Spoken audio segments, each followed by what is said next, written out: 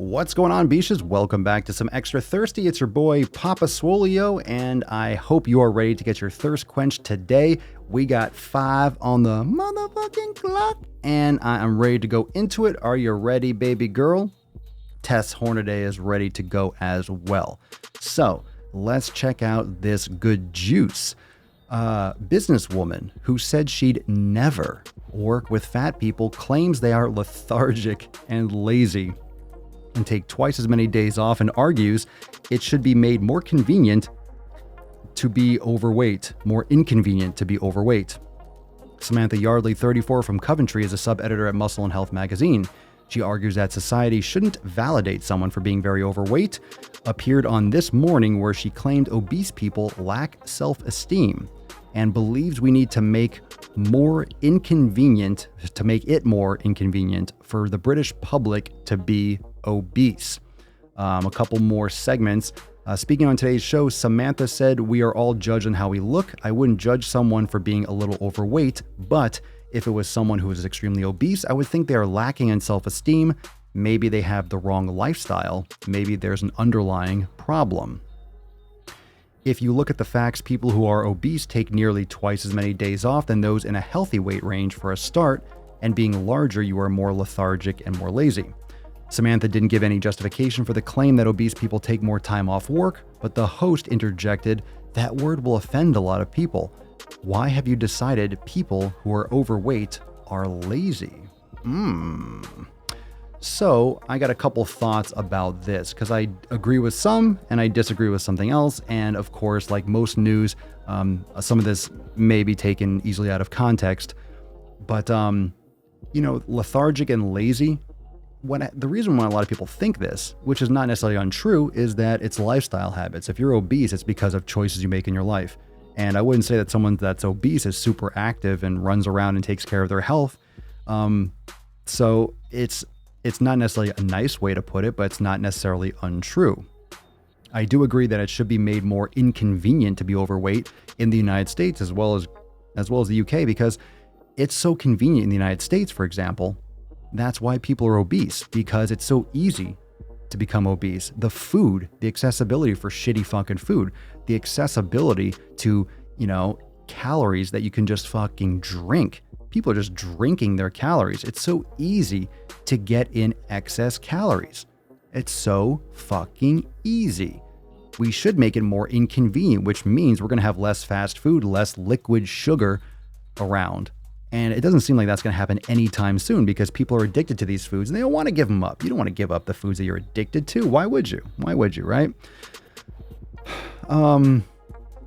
Now, this is another interesting point that I've actually brought up, whether or not it's here in Extra Thirsty or on the Daily Swole podcast. Make sure you smash that subscribe button, because I go live here every single day. But when you see, I don't know what the stats that she's trying to pull from, that obese people take nearly twice as many days off, but I wouldn't doubt it. What we're dealing now with, like, lockdowns and stuff, people that don't take care of their health get sick easier. They're suffering more from this virus now and in general. And if you're a business owner, would you hire someone who's fit and takes care of their health, as obviously healthy and obviously into exercise and eating healthy? Or would you take someone who is obese? If you have two people of the same qualities, maybe like they have the same merit in terms of their ability to produce for your company, let's say it's something that doesn't require a lot of physical activity, I would pick the person generally who's more fit, because they take care of themselves. They look like they're going to be more reliable. And sick days, it just bleeds companies dry, especially when they can be avoided.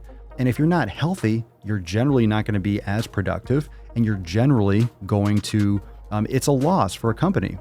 It's a loss. It's like just wasted resources. You're losing production.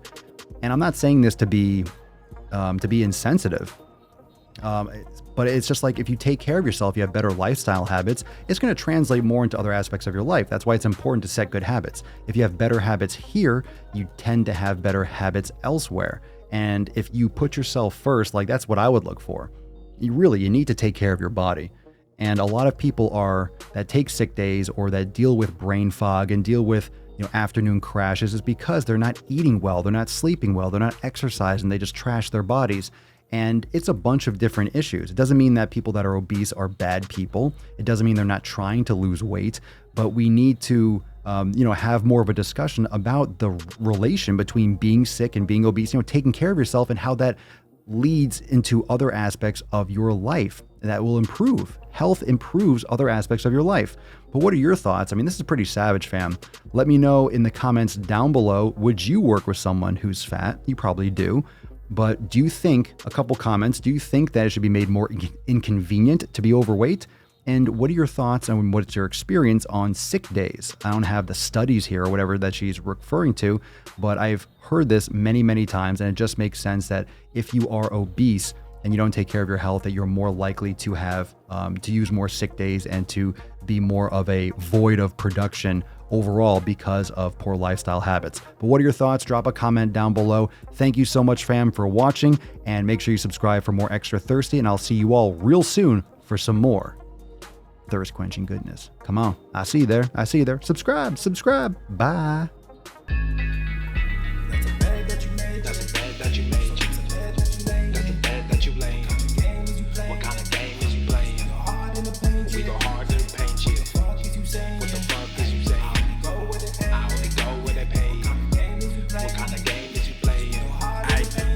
Whoa, my shit is relevant. On topic, my melanin is popping. I'm taking skeletons on closets and making new deposits. I'm in my element, no ollies, you children popping.